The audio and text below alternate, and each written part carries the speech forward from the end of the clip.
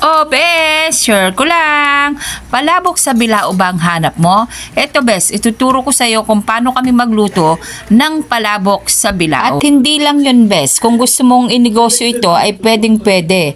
Paano nga ba lutuin ang sauce? So, ganito lamang, maggisa ka ng sibuyas at bawang. Then, pag naging golden brown na yan, ay maglagay ka ng kaunting butter. Oo, naglalagay kami ng kaunting butter, bes, para malinam na. Halo-halo ka lang na parang ganyan. Pagkatapos ay ilagay mo na yung giniling. Tapos yung tinapa. Hindi ko na naipakita, bes, dahil masyadong mabilis ang ating video. Tapos maglagay ka ng kaunting aswete na powder para may kulay. Then add patis. Pagkatapos add ng paminta. Halo-halo mo lang para magisa siya.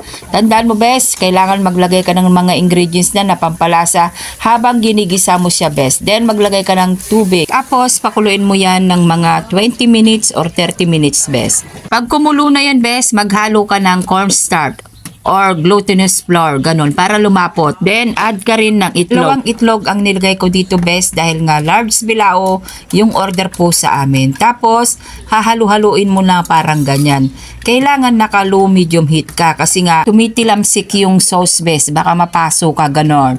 Halo-halo ka lang na parang ganyan hanggang sa makita mo na malapot na ay isi-set aside mo siya dahil nga magpapakulo ka pa ng shells. Oo, bes, kailangan mong magpalambot ng shells.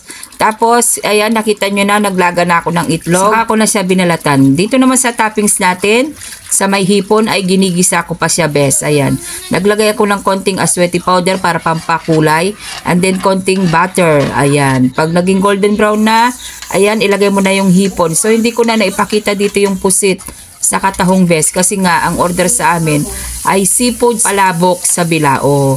Nagmamadali na kasi ako dito, bes. Kailangan ko na kasing ma-deliver as soon as possible kasi nga nag-uumpisa na yung event ng aking client. Kaya kailangan ko nang madaliin. Ayan na, bes, pag naihalo mo na yung sauce sa may shells, ay naglalagay pa kami ng kaunting sauce sa may ibabaw. Saka namin lalagyan ng chicharon. Oo, bes, pampalasa din yan. Yung chicharon. May giniling meat, tapos may chicharon pa. Ayan. Pagkatapos niyan ay maglagay ka ng itlog. Yung nakita nyo kanina na binalatan ko ay yun ang itatoppings mo sa ibabaw. Kung mapapansin nyo, bes, talagang matrabaho talaga tong negosyo na to, yung food bilao. Pero tiyaga-tiyaga nga, at saka kung talagang masarap kang magluto, ay babalik-balikan ka talaga ng mga suki mo, mga customer mo, ganon. Siya nga pala, mga bes, ang benta po namin dito sa large bilao na seafoods ay 1,080 po. Oo.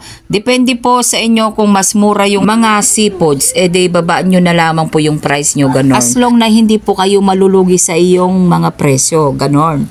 Bahala ka na pong mag-price ng iyong food bilao. So, ayun lang, bes, medyo paus ako, share ko lang, ingat, God bless, bye!